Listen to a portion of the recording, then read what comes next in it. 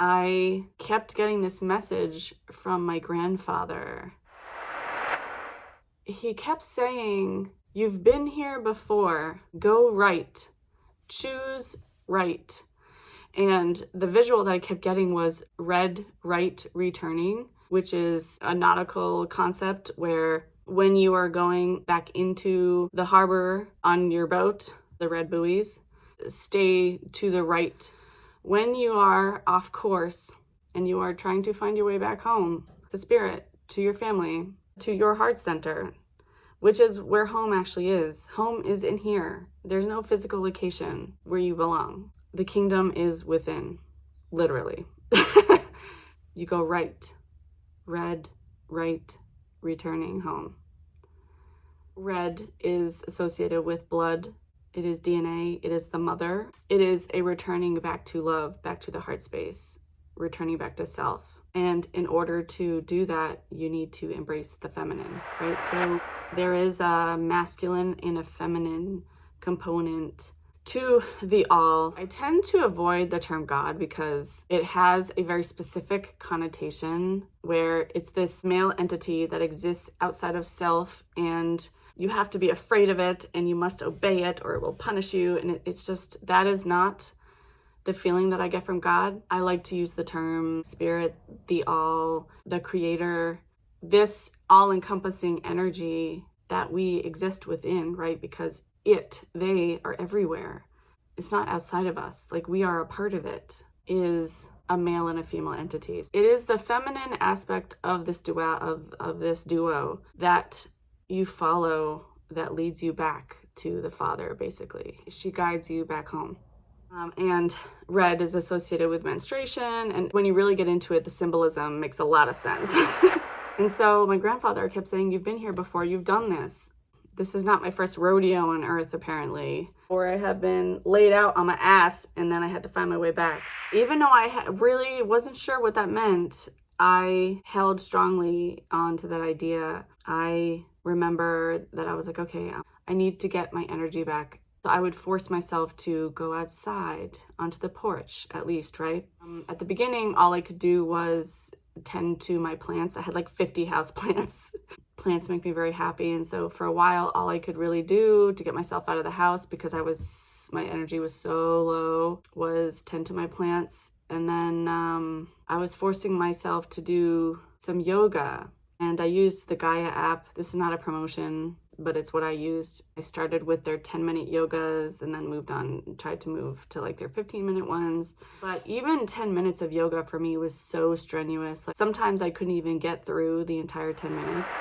I used YouTube to help me with meditations.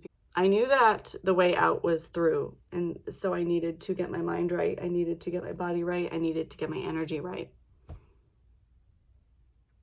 Then after getting fairly okay with yoga, I was like, okay, I'm gonna try going for walks in nature and stuff, because nature is very healing. So in Western society, we are very displaced from nature. We're not connected to it anymore. And when we're not connected to nature, we're also not connected to ourselves anymore, because we are nature. We are the earth. We're not just on the earth. We are part of it. She is us. The earth is like a cell within the bigger body of the universe. When you look into a cell in the human body, you just see it as one entity. But really, when you go into that cell, there are lots of things living on it and living within it and making up it. We kind of operate like a disease where we are a burden on this cell. We're tapping it for its resources. We don't care much about it except for what it can give us. We don't show it any reverence anymore. Reconnecting to nature I knew was important, so I tried to go out for walks as often as I could. And I do have to say, for those of you listening to this who are like very, very depressed, I know how hard it is to just go for a walk. I remember that feeling. It's damn near impossible to even just step foot outside when you want to die. But if you can just get yourself to do it, eventually, like, there's no like quick cure. You're not just gonna, there were some days when I did go for walks and I was like, wow, that was amazing. But it was rare, right? But every little step that I took helped. Just a little bit, little tiny steps, little inches. Just do what you can in the moment.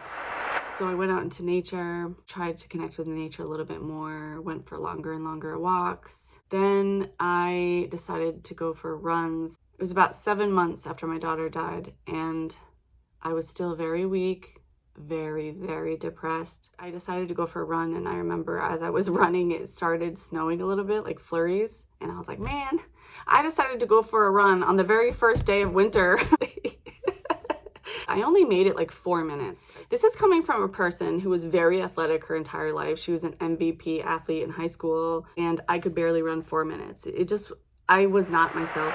I played like goddess music, right? Like stuff that would like make me remember my power. So music is very healing. It's not just dingly chimes and bowls and stuff and bells that can heal you, right? It's actual music with people singing.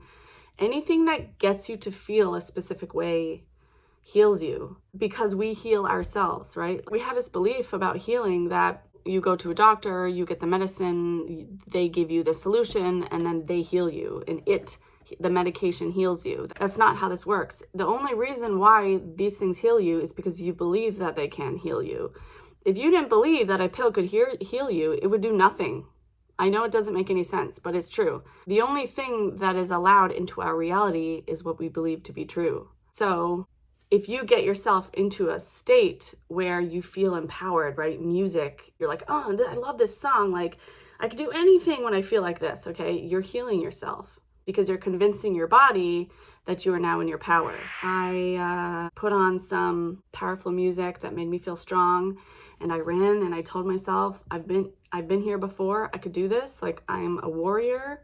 I came to this planet with a mission. I am a very, very strong, resilient person, and many of you listening are as well, and you know it. Deep down you do, that you came here for a bigger reason, and perhaps these things that you have experienced were for a reason. A soldier will not be very effective on the battlefield if he has not been trained.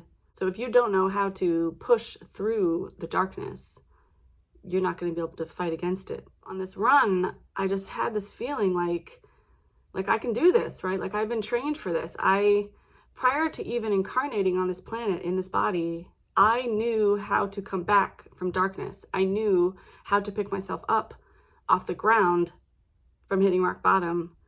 I knew how to rise. I remembered that I could, right? These trials they came in phases. It's like playing a game. You like rise to higher and higher levels of things you have to battle. And you would think that losing my daughter was the hardest one, but it actually wasn't. Recovering from that and a whole host of other messed up things that happened after that were actually the real trials.